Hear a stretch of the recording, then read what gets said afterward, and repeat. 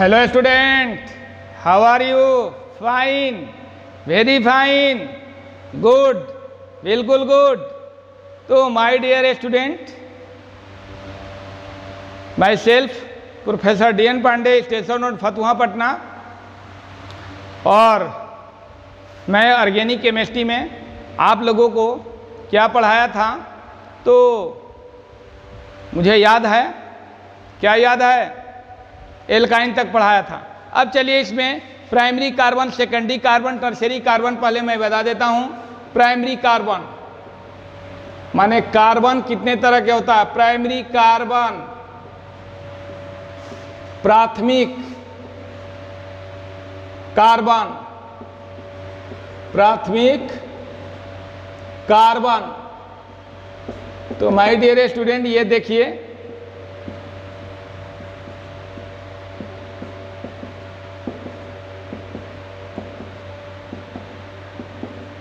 यहां देखिए ध्यान से, ये एथेन है। तो एथेन में ये कार्बन है, ये कार्बन है। इस कार्बन के तीन वैलेंसी, ये तीन वैलेंसी 3 हाइड्रोजन द्वारा सेटिस्फाइड है।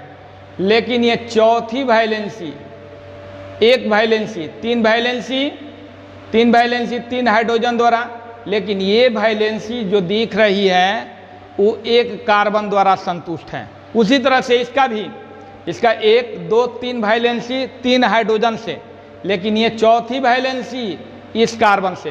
तो इसके लिए भी कार्बन इंपॉर्टेंट है, इसके लिए भी एक कार्बन क्या है? इंपॉर्टेंट है। और इसके लिए भी एक कार्बन इंपॉर्टेंट है। नहीं रहेगा तो इस कार्बन के वैलेंसी 4 पूरा नहीं होगी।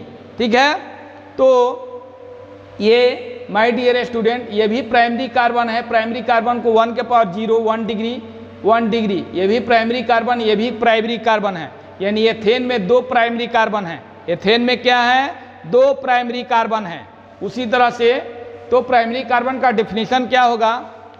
प्राइमरी कार्बन का डिफिनीशन होगा कि एल्केन में कार्बन के चारों वैलेंसी में से 3 वैलेंसी 3 हाइड्रोजन द्वारा सेटिस्फाइड होती है और एक वैलेंसी दूसरे एक कार्बन द्वारा संतुष्ट होती है, दूसरे एक कार्बन द्वारा संतुष्ट होती है, तो उसे प्राइमरी कार्बन कहते हैं। तो प्राइमरी कार्बन का डिफिनीशन क्या हुआ माय डियर स्टूडेंट? क्या लिखेंगे? क्या डिफिनीशन लिखेंगे? एल्केन में लिखेंगे एल्केन में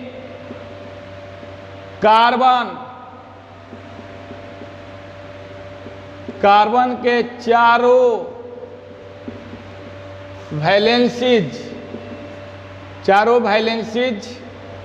में 3 वैलेंसीज का अर्थ संयोजकता होता है। इंग्लिश लिखने से आप घबराते हैं। संयोजकता, एल्केन में कार्बन के चारों संयोजकता में से 4 संयोजकता में 3 संयोजकता, एल्केन में कार्बन के चारों संयोजकता में 3 संयोजकता, 3 हाइड्रोजन एटम द्वारा तथा एक वैलेंसी मीन संयोजकता, एक संयोजकता दूसरे एक कार्बन परमाणु द्वारा संतुष्ट होती है, तो उसे प्राइमरी कार्बन कहते हैं। तो प्राइमरी कार्बन को 1 डिग्री से सूचित किया जाता है। तो माय डियर स्टूडेंट, डिफिनीशन तो दिमाग में बैठ गया कि एल्केन में कार्बन के चारों संयोजकता में 3 संयोजकता 3 हाइड्रोजन एटम द्वारा तथा एक संयोजकता, एक वैलेंसी दूसरे एक कार्बन द्वारा संतुष्ट होती है तो उसे प्राइमरी कार्बन कहते हैं। प्राइमरी कार्बन को किसके द्वारा दर्शाया जाता है? 1 डिग्री द्वारा दर्शाया जाता है। 1 डिग्री द्वारा दर्शाया जाता है। तो माय डियर स्टूडेंट, मेरे बात को समझ गए? ये प्राइमरी कार्बन का डिफिनीशन हुआ।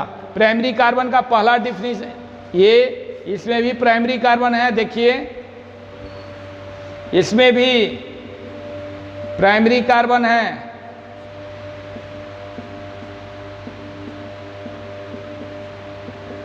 देखिए प्राइमरी कार्बन, इसमें भी ये कौन कौन?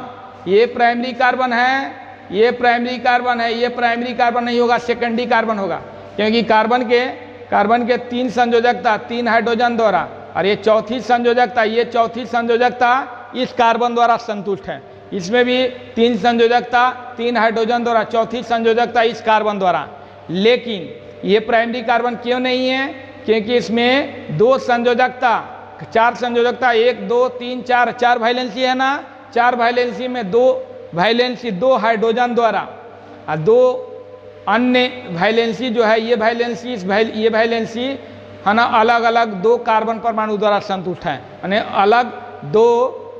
2 कार्बन परमाणु द्वारा संतुष्ट है। तो इस हालत में ये सेकेंडरी कार्बन हो जाएगा। यही प्राइमरी होगा, ये प्राइमरी होगा, ये सेकेंडरी कार्बन हो जाएगा। तो सेकेंडरी कार्बन के डिफिनीशन में यही बताया जाएगा। क्या बताया जाएगा सेकेंडरी कार्बन में? सेकेंडरी कार्बन में कार्बन के एल्केन में कार्बन के चारों वैलेंसी में 2 वैलेंसी 2 हाइड्रोजन द्वारा तथा 2 अन्य 2 वैलेंसी अन्य 2 कार्बन द्वारा क्या होती है? संतुष्ट होती है, तो उसे सेकेंडरी कार्बन कहेंगे।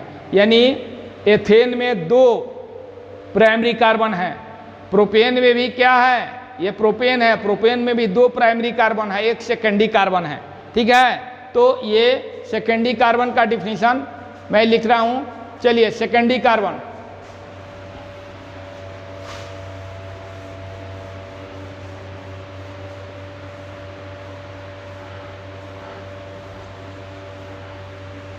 क्या मैं बताने जा रहा हूं? I am going to teach you next point, secondary carbon.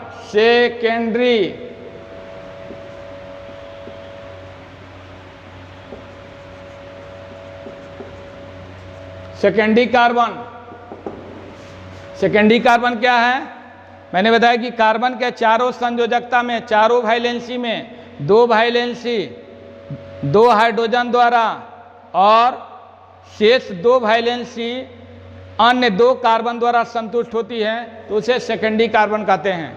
क्या? एल्केन तो आप पढ़ लिए हैं। एल्केन के चारों संयोजकता वैलेंसीज लिख देते हैं, वैलेंसीज चारों संयोजकता में 2 संयोजकता वैलेंसीज 2 हाइड्रोजन द्वारा तथा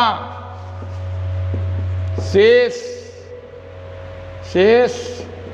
2 वैलेंसीज अन्य 2 कार्बन परमाणु द्वारा संतुष्ट होती है, तो उसे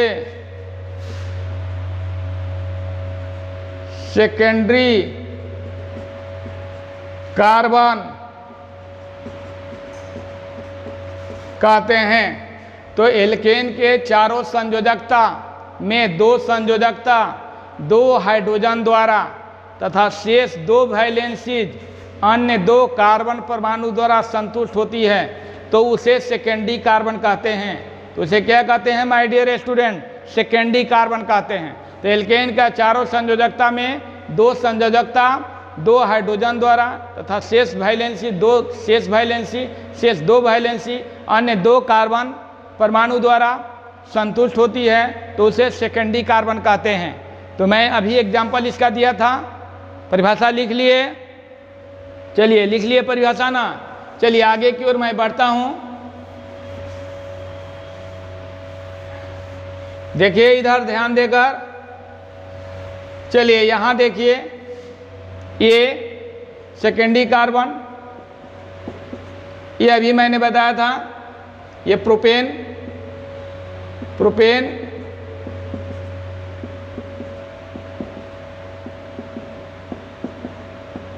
ये प्रोपेन हो गया, तो यही सेकेंडरी कार्बन है। ये सेकेंड, ऊपर लिखिए या नीचे लिखिए, क्योंकि ये इसके दो संयोजकता, दो हाइड्रोजन द्वारा, इस हाइड्रोजन ये हाइड्रोजन द्वारा, ये शेष संयोजकता दो बच गया, दो इस कार्बन द्वारा, इस कार्बन द्वारा संतुष्ट है, तो ये कौन सा हो गया? Secondary carbon. ऐसे बहुत सारा एग्जाम्पल मिलेगा। ये ब्यूटेन हो गया, ब्यूटेन, देखिए ब्यूटेन, एन ब्यूटेन, ये इसमें दो सेकेंडरी कार्बन है, इसमें दो सेकेंडरी कार्बन है, ये दो सेकेंडरी कार्बन है, ये भी सेकेंडरी कार्बन, ये भी सेकेंडरी, ये प्राइमरी होगा, ये प्राइमरी होगा। क्यों कि यहाँ देख रहे हैं, यहाँ देख रहे हैं ना, इस कार्बन के दो संयोजकता, दो हाइड्रोजन द्वारा, शेष दो संयोजकता इस कार्बन द्वारा, इस कार्बन द्वारा, ठीक है। तो इसकी ये दो अन्य कार्बन द्वारा संतुष्ट है, और दो हाइड्रोजन द्वारा, इसका भी दो हाइड्रोजन द्वारा, शेष दो संयोजकता इस कार्बन द्वारा, इस कार्बन द्वारा संतुष्ट है, इसलिए ये भी सेकेंडरी कार्बन हो गया। क्या हो गया? Secondary carbon. तो ये प्रोपेन में एक सेकेंडरी कार्बन है, ब्यूटेन में दो सेकेंडरी कार्बन है, ब्यूटेन में दो सेकेंडरी कार्बन है, तो इसको सेकेंडरी कार्बन कहेंगे, द्वितीय कार्बन। इसका नाम होगा द्वितीयक कार्बन, द्वितीय कार्बन। तो my dear student, try to understand this point, getting my point और नॉट? मेरे बात को समझ रहे हैं या नहीं? समझ रहे हैं ना? चलिए आगे की ओर बढ़ते हैं। टर्शरी कार्बन, क्या? टर्शरी कार्बन, टर्शरी कार्बन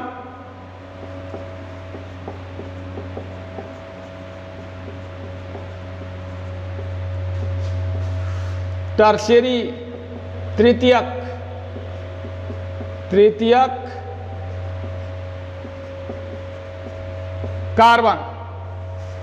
तो माय डियर स्टूडेंट, तृतीयक कार्बन में होगा कि कार्बन के चारों वैलेंसीज में, कार्बन के चारों वैलेंसीज में एक वैलेंसी क्या होगी? हाइड्रोजन द्वारा, और शेष तीन वैलेंसी तीन हाइड्रोजन द्वारा संतुष्ट होगी, शेष तीन वैलेंसी तीन हाइड्रोजन द्वारा संतुष्ट होगी। देखिए कैसे, ये और ये, अब इसको लगा दीजिए,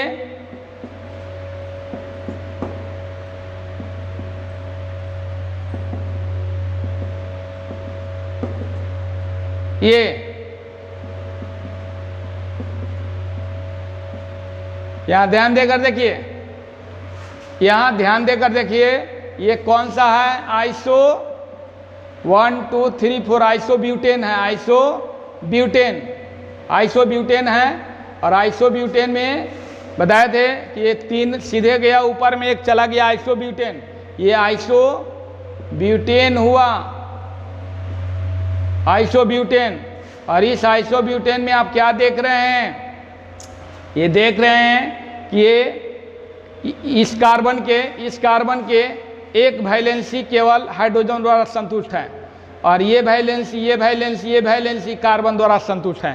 तो एक ही वैलेंसी केवल हाइड्रोजन द्वारा संतुष्ट है, और बाकी शेष वैलेंसी, बाकी तीन वैलेंसी, 1 2 3 तीन हाइड्रोजन द्वारा, तीन कार्बन द्वारा संतुष्ट है, इसलिए ये टर्शरी कार्बन होगा। ये क्या होगा? Tertiary carbon. तो आइसोब्यूटेन में एक टर्शरी कार्बन है। तो टर्शरी कार्बन का क्या डिफिनेशन हुआ? एल्केन के चारों वैलेंसीज में एक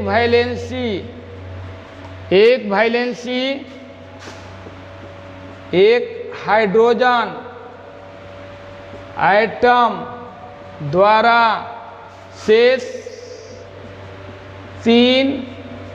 शेष 3 वैलेंसीज 3 माने अलग या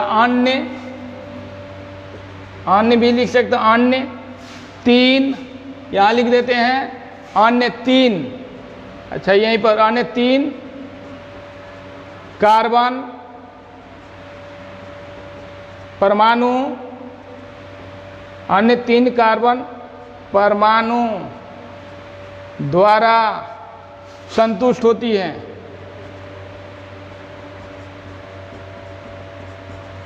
ठीक है, तो एल्केन के चारों वैलेंसी, एल्केन ही है ये, एल्केन का ब्रांच चेन है। एल्केन के चारों वैलेंसीज में एक वैलेंसी एक हाइड्रोजन द्वारा, शेष 3 वैलेंसीज अन्य 3 कार्बन परमाणु द्वारा संतुष्ट होती है, तो उसे टर्शरी कार्बन कहते हैं।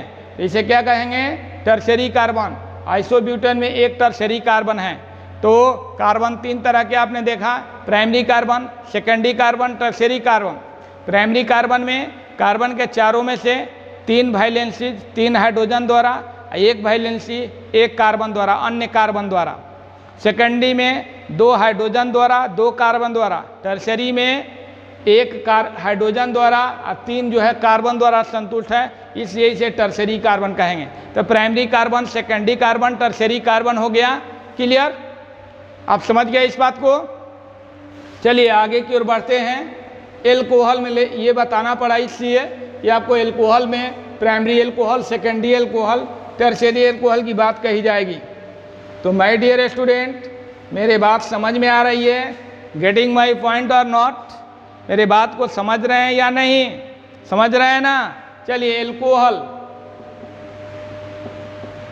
एल्कोहल OH, तो hydroxy derivatives of alkane, hydroxy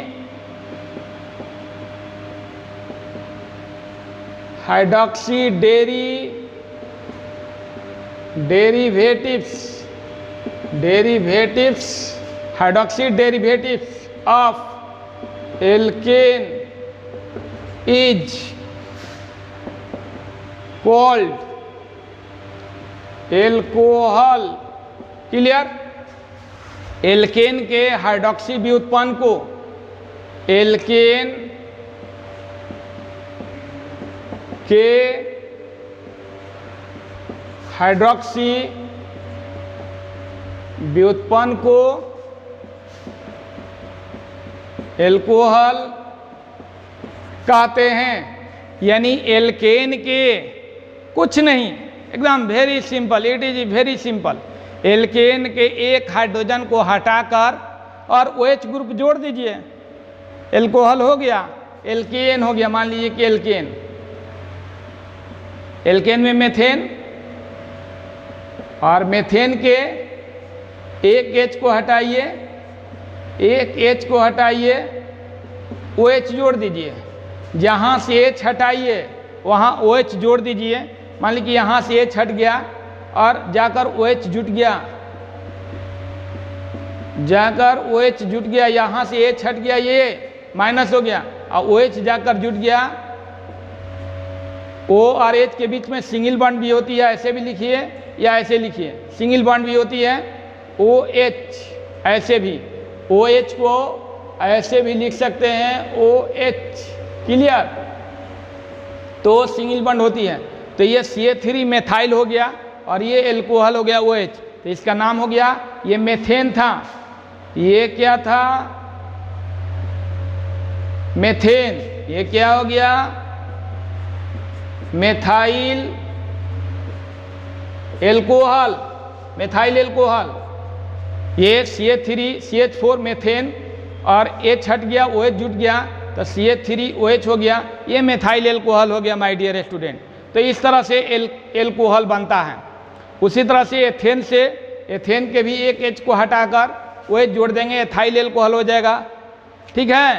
तो इसका अर्थ क्या हो गया? एल्केन के हाइड्रोक्सी व्युत्पन्न, माने एल्केन के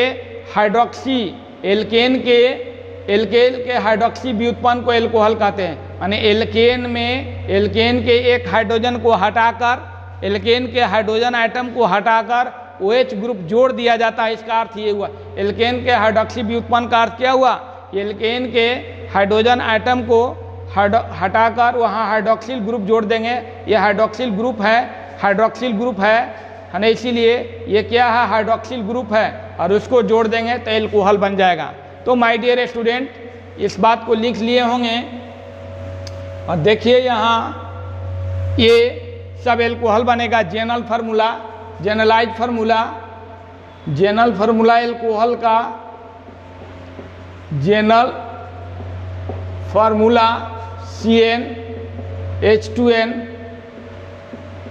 plus 1 OH, OH CnH2n plus 1 OH। Clear?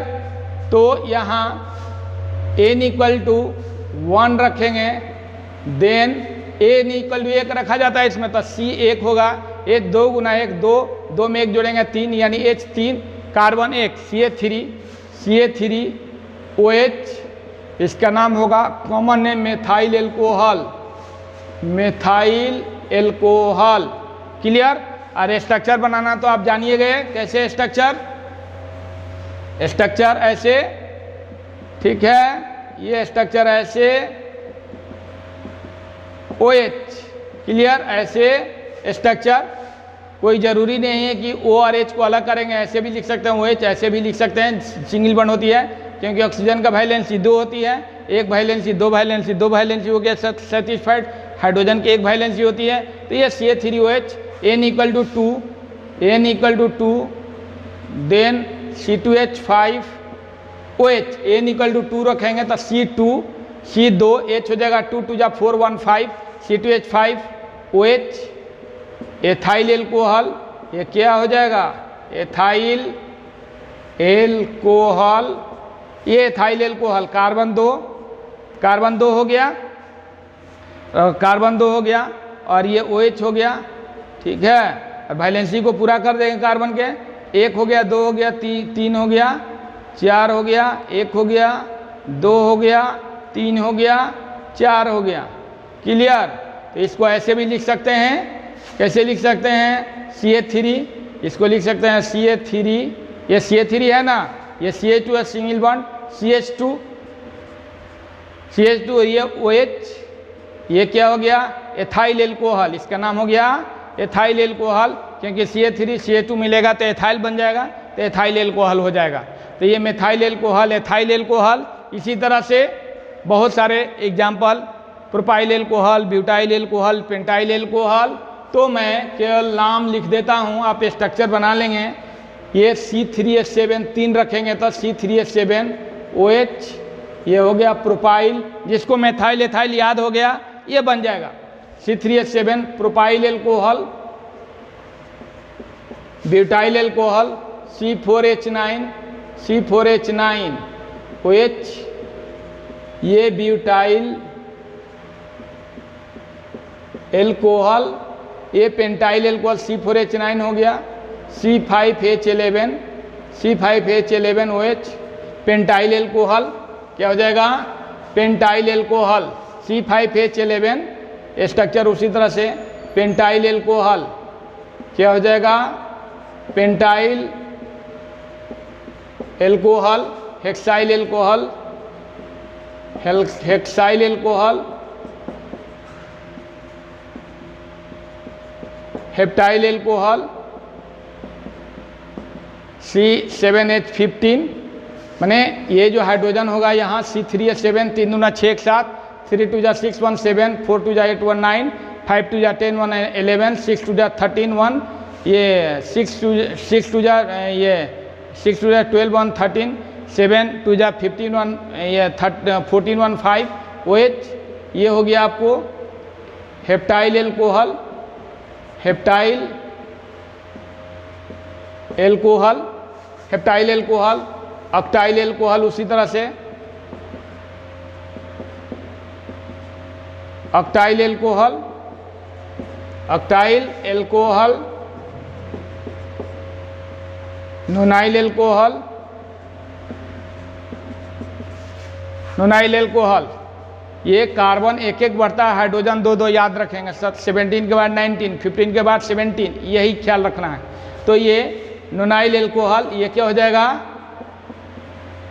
Nonyl alcohol, डेकाइल alcohol C10H21, डेकाइल alcohol, क्या डेकाइल एल्कोहल, डेकाइल एल्कोहल। तो इस तरह से माय डियर स्टूडेंट एल्कोहल हुआ, methyl alcohol, ethyl alcohol, propyl alcohol, butyl alcohol, pentyl alcohol, hexyl alcohol, heptyl alcohol, octyl alcohol, nonyl alcohol, डेकाइल alcohol. तो मैं alcohol बताई, और कल मैं वही समूह के संख्या के आधार पर एल्कोहल बताऊंगा। फिर जो है जो मोनोहाइड्रिक एल्कोहल आएगा उसका क्लासिफिकेशन मैं बताऊंगा, तब आगे की ओर बढ़ूंगा। तो आज मैं माय डियर स्टूडेंट केमिस्ट्री में इतना ही, ठीक है। तो आप सभी को thanks a lot, good bye.